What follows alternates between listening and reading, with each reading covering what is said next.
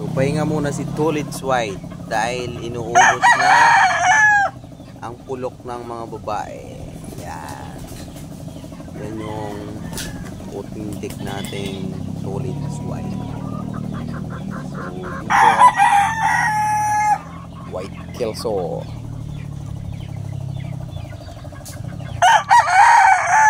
Inubos din yung pulok ng babae.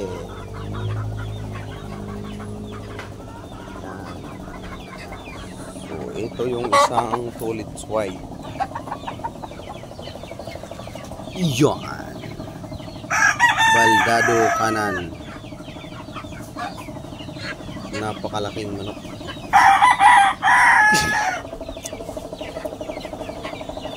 So, yan yung mga broodcock ng agila.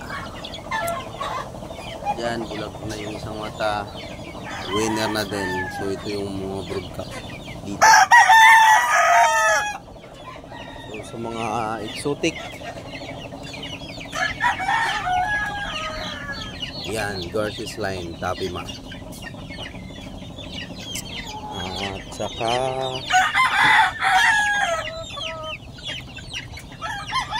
Tapi. So, nandito na yung mga anak niya, oh. Yan. So, submit lang. Malalaki na rin sila. So, puno. Puno yung mga brooder. Yan. Yan. Opya! Dito. Ito yung mga ano, selecting kaling. Yan, marami yung pangkaling. So, doon ito sinilik na puro na lalaki ito. So, marami din yan dyan. Yan. So, nakatakip na sila ng ano, kulambo. Yan, dito walang nagkakasikon sa mga ano dito. Napakagaling ng ano dito ng ng breeder. So dito marami din dito sa brooder na to. So nakatakip na siya, nakakulambo na rin. Kulambo na rin yan. So dahil mahangin, kailangan merong takip para hindi nasasapul ng hangin. Yan. So dito sa hatcher marami din, may napisa rin dito sa hatcher. Ay, yan, puno yung ano, puno din yung incubator. So dito sa isang incubator, so dito walang laman na. Dito natutulog yung masisiw niyan. Andun siya. Ito yung hatcher. Pagkatapos mapisa sa incubator, dyan nilalagay. So dito, ito yung mga inahin na mga nangingitlog. So hinahabaan yung araw dito. So hanggang alas 10 ng gabi, buhay yung ilaw dito para ito ay nakakasta. Yan.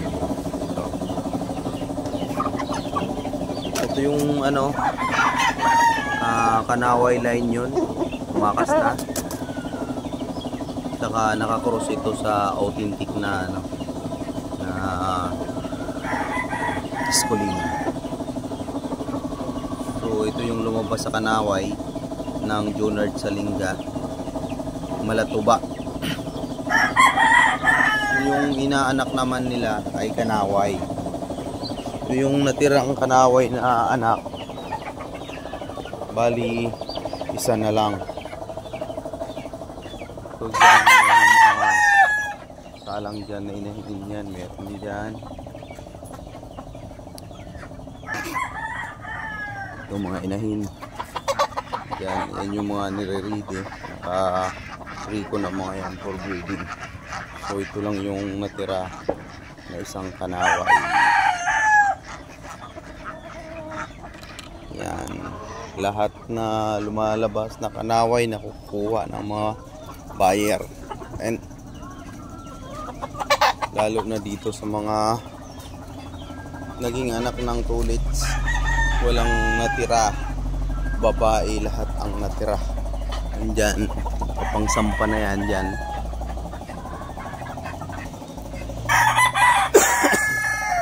Yun.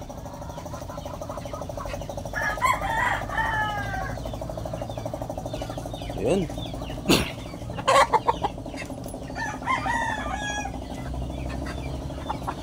So dito may natira ditong dalawa sa anak ng tulits. So nakuha na yung iba. Ito lang natira na inaakalang babae pero lalaki din yung isa babae. So yun,